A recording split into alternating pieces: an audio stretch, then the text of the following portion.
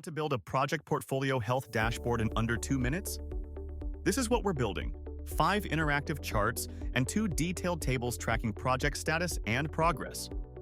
This is the data we're working with. Let's create it live. Starting with our homepage, we'll import our project data by clicking Import Data and selecting our file. Data imported successfully. Now we click Create Dashboard and watch Bricks AI analyze our project information. The AI is examining project statuses, timelines, and progress metrics to build meaningful visualizations. It's creating charts for project counts by status, timeline analysis, progress tracking, and identifying key issues across our portfolio. The system is generating both visual charts and detailed summary tables automatically. Our project portfolio health dashboard is complete with 5 charts and 2 tables providing comprehensive project insights.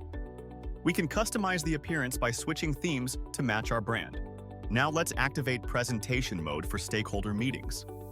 Presentation mode removes editing tools and optimizes the view for sharing with teams and executives. This clean interface focuses attention on the data insights.